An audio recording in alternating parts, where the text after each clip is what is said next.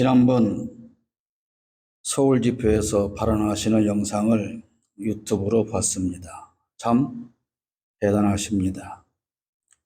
지난 화요일 이른 아침 7시에 첫 손님이 왔습니다. 단골 손님입니다. 자동차 트렁크에 사료 한 포대를 실어놓고 이 손님은 바로 가지 않았습니다. 그리고 제게 한 날이었습니다. 그렇게 시작한 대화는 이미 열기를 품고 떠오르는 태양을 아는 채 30분 넘게 길가에서 이어졌습니다. 그는 평생 처음 겪는 이상한 나라와 대통령과 정치인과 검찰과 여당과 대통령의 이상한 인사 문제 등을 말하며 이 나라는 어떻게 될지, 과연 윤석열을 끌어내고 민주정부가 들어서면 모든 문제가 해결되는 것인지 등 많은 걱정과 의문을 표했습니다. 무엇보다도 국민권익위 국장을 죽음으로 몰아낸 일에 대해 크게 그는 분노했습니다. 그 고객도 기독교인이었기 때문에 저는 기독교 문제의 심각성을 말했고, 이렇게 된 국가 사태의 제1 원인으로 교회를 꼽았습니다. 불의에 가장 앞서 있는 기독교, 어떤 불의에도 침묵하며 비겁한 기독교는 티끌을 무릅쓰고 회개해야 한다, 그렇게 말했습니다. 그리고 이런 국가 위기 상황은 하나님만이 해결하실 일이라고 했습니다. 그러니 너무 실망하지 말고 기도하자, 그렇게 말했습니다. 하나님은 반드시 이 나라를 회복하실 것이라고 저는 그에게 그렇게 말을 했습니다. 제가 그렇게 말은 했지만 사실 지금 우리 기독교는 어떠한 심각성도 느끼지 못하고 나라가 어디로 흘러가든 아무런 관심도 없습니다. 9절 말씀을 보십시오. 너희 안일한 여인들아, 일어나 내 목소리를 들을지어다. 너희 염려 없는 딸들아, 내 말에 귀를 기울일지어다. 세상이 무너지고 나라가 무너지고 친일을 넘어서 일본을 숭배하는 숭일주의 국가로 나라가 흘러가고 있지만 교회는 안일과 나태에 빠져서 염려조차 없습니다. 몇몇 기독교인들이 불의한 정권을 꾸짖고 검사 독재 정권과 맞서 싸우고 있지만 오히려 저들을 사탄의 앞잡이쯤으로 여기며 강력하게 비판하고 있습니다. 우리의 이웃이 토해내는 신음이 세상을 뒤엎어도 그저 한국 교회는 아무 염려도 하지 않습니다. 세상 일에 염려하지 말라는 오늘 교동문에 있는 말씀을 그 사람들은 철저하게 믿기 때문일까요? 그렇다면 이렇게 안일하고 염려 없는 삶을 살아도 되는 것일까요? 개인적으로도 이렇게 안일하고 염려 없이 살아도 될 만큼 지금 이 나라는 평화로운 세상입니까? 이 나라에 그렇게 아무런 염려 없이 사는 여러분들은 지금 행복하십니까? 아닙니다. 절대로 그렇지 않습니다. 제 말이 아닙니다. 10절 말씀을 보십시오. 너희 염려 없는 여자들아, 1년 남짓 지나면 너희가 당황하리니 포도 수확이 없으며 열매 거두는 일이 이르지 않을 것이니라. 그래서 여자들은 교회를 말합니다. 아니라고 염려 없는 삶은 그 금세 가난한 삶을 맞을 것입니다. 이미 우리는 가난한 삶에 부닥쳐 있습니다. 모든 경제 지표는 끝없이 추락하고 있습니다. 지난해 1년 동안 폐업한 자영업자 수가 100만 명에 이르고 있습니다. 폐업조차 할 수 없어 겨우 문을 열어놓고 있는 점포들이 대부분인데 그들은 적자를 면하지 못하고 은행 대출빚 갚기에도 늘 벅차합니다. 정부 재정은 그야말로 최악입니다. 지출을 63조 원이나 줄였는데 상반기 국가 재정 적자가 103조 원입니다. 지난 1분기 정부가 한국은행에서 빌려다 쓴 돈, 즉 마이너스 통장이 32조 5천억 원입니다.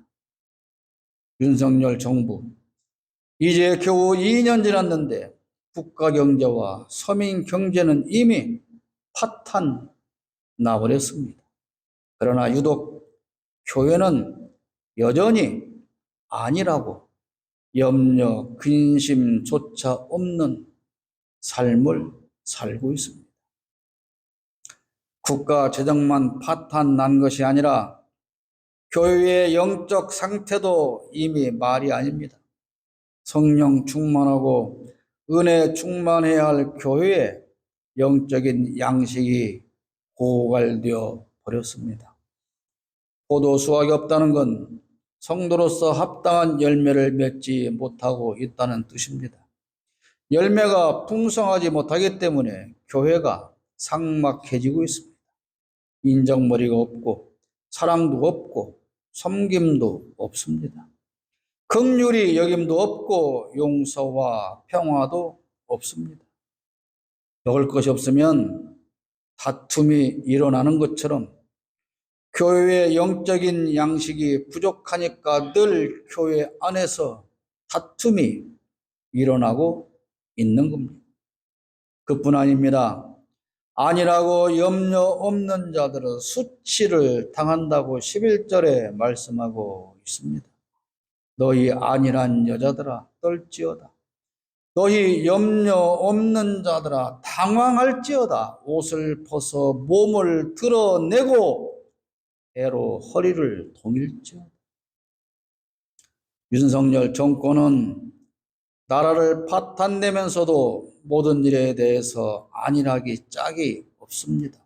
경제, 사회, 정치, 인사 등 모든 문제에 대해서 도대체 누가 무엇을 어떻게 하는 것인지 우리는 도통 알 수가 없습니다. 국민의 눈에서 피눈물을 짜내면서도 저들은 아무런 염려가 없습니다. 그저 끼리끼리 벼슬자리 내어주고 나눠 먹고 꿰차고 끼리끼리 먹고 마시면서 희희 낙락하고 있습니다. 마치 벌거벗은 임금님처럼 수치스러운 몰골을 다 드러내고 살면서도 부끄러움조차 느끼지 못합니다. 본인들 때문에 양심적인 공무원이 스스로 목숨을 던지는 그날에도 저들은 휴가지에서 먹고 마시며 즐깁니다. 국민이 손가락질하며 욕을 퍼부어도 전혀 부끄러움을 못 느끼고 벗은 몸을 추하게 드러낸 채로 염려 없이 저들은 살고 있습니다. 그러면 교회는 어떻습니까? 초대형 교회가 부동산과 재정을 비밀리에 관리하다가 담당 장로가 극단적 선택을 하고 자식에게 세습해서 세상 사람들이 손가락질을 해도 수치를 모르고 그저 당당하기만 합니다. 추잡한 성문제를 일으키고도 수치스러운 줄 모르고 강단을 지키겠다고 막무가 아닙니다. 교회가 기업이 되었다고, 교회가 종교 재벌이 되었다고, 교회가 가족 기업이 되었다고, 교회가 돈밖에 모른다고 온 세상 사람들이 다 비판해도 벌거벗은 채 몸을 드러내고 알몸으로 거리를 배회하는 것 같은 그런 처지를 부끄럽다고 생각조차 하지 않는 한국 교회의 모습입니다. 아니라고 염려 없는 자들이 지난 과거를 돌아보며 가슴을 치게 될 것이라고 12절에 말씀하고 있어요. 그들은 좋은 밭으로 인하여 열매 많은 포도나무로 인하여 가슴을 치게 될 것이니라. 번역상 쉽게 이해되지 않는 말이지만 아니라고 염려 없이 살다가는 곧 과거에 풍성했던 삶을 돌아보며 가슴치고 후회하게 될 거라는 뜻으로 해석을 합니다. 실제로 그렇습니다. 불과 몇 년 전만 해도 대한민국은 세계가 인정하는 선진국 아니었습니까? 미국과 중국과 일본과 러시아도 우리를 함부로 대하지 못했습니다. 우리 대통령이 외국에 나가면 다른 나라 정상들이 서로 옆에 서서 인사하고 한마디 대화라도 더 하려고 했지 않습니까? 방문을 요청해오는 나라가 너무 많아서 대통령이 다 소화하지 못하고 국무총리가 대신하는 경우도 많았습니다. 덕분에 외국에 여행하는 국민도 현지에 사는 교민들도 늘 대한민국 국민으로 사는 것을 자랑스러워했습니다. 그러나 지금 대한민국은 그 자랑스럽던 위치에서 밀려나 버리고 말았습니다. 왜 그렇습니까? 지난 정권에서 안일했고 염려함이 없었기 때문입니다.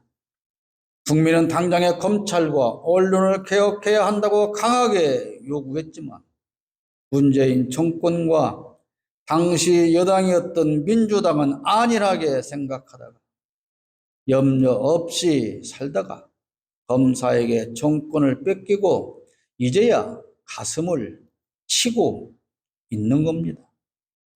지난주에도 말씀을 드렸지만 세계가 인정하던 대한민국 교회도 이제 수치스러운 존재로 전락하고 과거를 돌아보며 가슴만 치고 있습니다.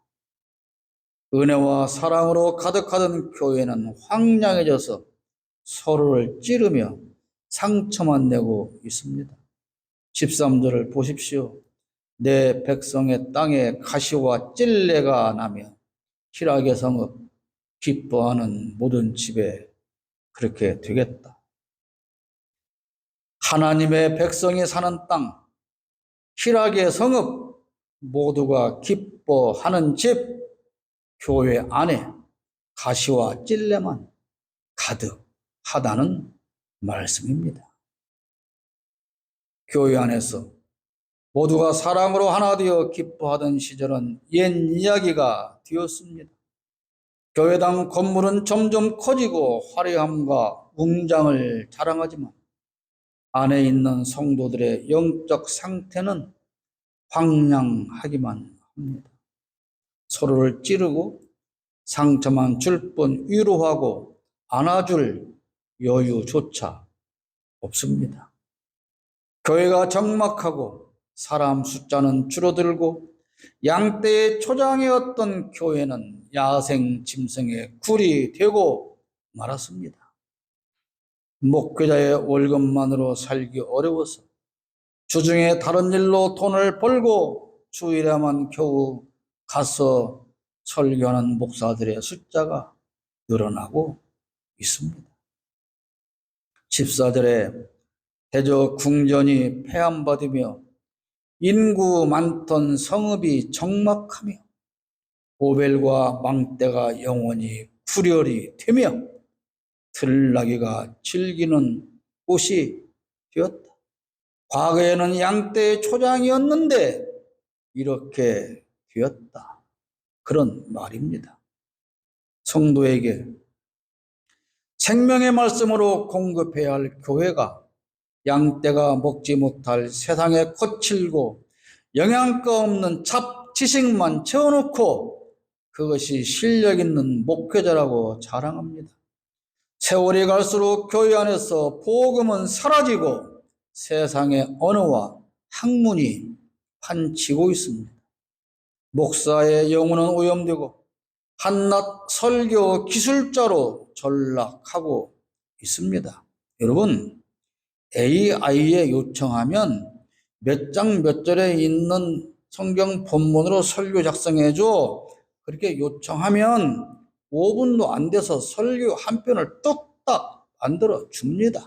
일주일 내내 지 마음대로 살다가 이렇게 AI가 작성해주는 설교 한 편 들고 와서 외치고 가고 월급 받아 처먹는 목사들의 숫자가 늘어나고 있고, 그런 죽은 영으로 아무리 기가 막힌 설교 기술을 사용해서 외쳐도 그것은 양이 먹을 수 있는 꼴은 아니고 그것은 푸른 초장도 아닙니다.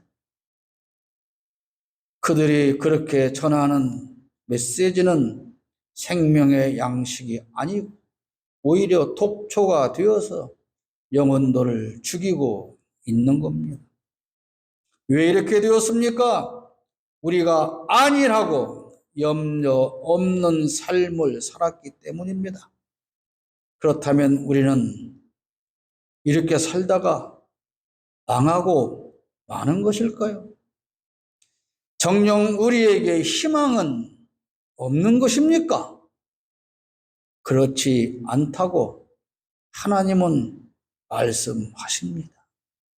그럼에도 불구하고 우리는 희망을 품어야 한다는 겁니다. 15절에 마침내 위에서부터 영을 우리에게 부어 주시리니 광야가 아름다운 밭이 되며 아름다운 밭을 숲으로 여기게 되리라. 할렐루야. 하나님은 부패하고 타락한 세상과 교회를 그냥 두고 보시지 않습니다. 깨끗하게 정리하시고 심판하시고 새로운 세상으로 만들어 주실 겁니다. 하나님의 약속입니다. 하나님을 원망하는 출애굽 백성을 하나님은 40년 동안 광야에서 다 정리하신 후에 다른 백성들을 가나안으로 인도하셨습니다. 정리해야 할 족속들은 하나님께서 다 정리하십니다. 마침내 그날이 오면 우리는 다시 성령 충만한 성도가 될 것입니다. 마침내 그날이 오면 삭막해서 나무가 자라지 못하던 땅은, 찔레만 무성하던 그 땅은 아름다운 밭으로 변화될 겁니다. 삭막하기만 하던 교회에 다시 사랑이 싹트고 하나님의 말씀이 실현되며 성도들이 맺는 열매가 가득하게 될 것입니다. 사랑으로 가득한 나무들이 자라서 온 교회를 가득 채우고 사랑의 숲으로 교회는 변화될 겁니다. 하나님은 그날을 위해서 지금 심판하기 위한 온갖 쓰레기와 오물들을 한데 모으고 계시는 겁니다. 그날이 오면 정의가 가득하며 공의로 채워질 것이라고 16절에 말씀하십니다. 그때의 정의가 광야에 거하며 공의가 아름다운 밭에 거할 것이다.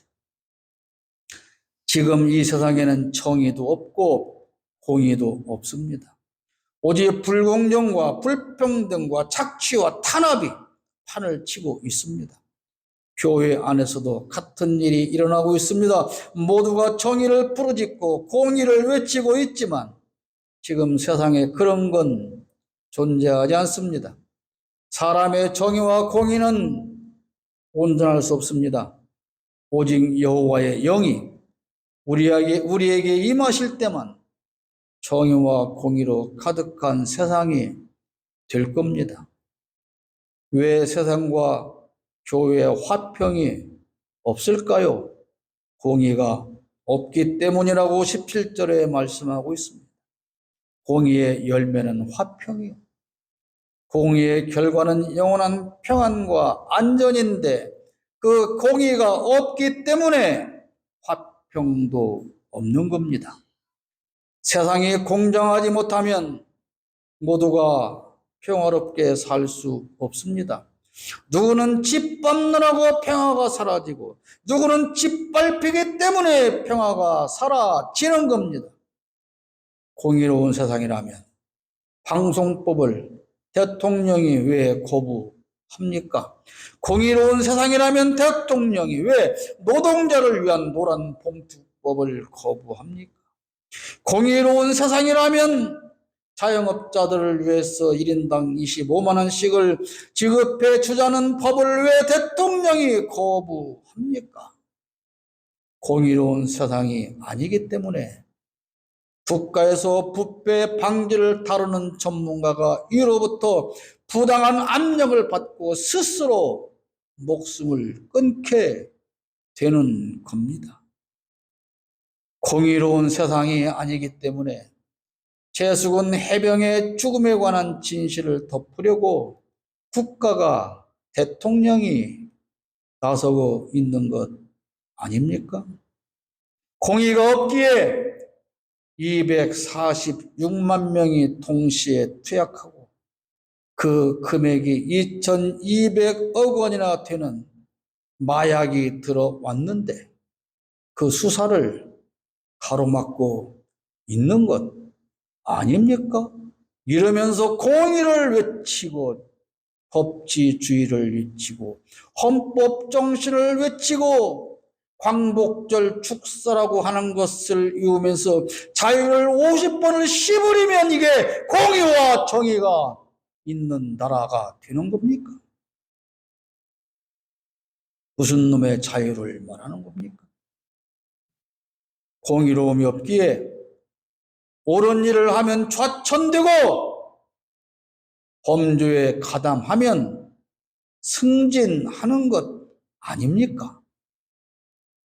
그러나 하나님께서 정하신 그날이 오면 이 세상은 훨씬 더 공의로운 세상이 되고 더 많은 시민이 평화롭고 평안하며 안전하게 될 것입니다. 그날이 오면 더욱 안전한 거처에서 조용히 쉬게 될 것입니다. 18절에 내 백성이 화평한 집과 안전한 거처와 조용히 쉬는 곳에 있을 것이다. 그날이 오면 노동자를 위한 노란 봉투법도 시행될 겁니다. 그리고 즐겁게 아침에 출근했다가 안전하게 일하고 저녁에 집으로 돌아와서 편히 쉬게 될 겁니다. 마침내 그날이 오면 악인의 숲과 성읍은 다 파괴될 거라고 19절에 하나님께서 말씀하십니다. 그 숲, 누구의 숲입니까? 악인의 숲은 우박에 상하고 그들이 건설해 놓은 성읍은 파괴되고 말 겁니다. 지금 우리가 겪는 어려움은 교회가 안일함에 있기 때문이고 부패한 세상 권력에 관하여 관심이 없고 염려하며 기도하지 않았기 때문입니다. 그러나 하나님은 언제까지 이런 세상으로 놔두고 보지 않으실 겁니다. 그것은 하나님의 약속입니다. 1절에 말씀하고 있어요. 보라, 장차 한 왕이 공의로 통치할 것이요 백성들이 정의로 다스릴 것이다. 사랑하는 여러분, 지금 우리는 고통 중에 있습니다. 그러나 하나님은 마침내 잘못된 것들을 모두 정리하고 심판하시고 정의와 공의가 가득한 세상으로 만들어 주실 겁니다. 마침내 그날이 오면 악인의 숲과 성읍은 파괴될 것이고 의인은 모든 물가에 씨를 뿌리고 소와 나귀를 몰며 행복하고 복된 삶을 살게 될 것입니다. 하나님의 약속입니다.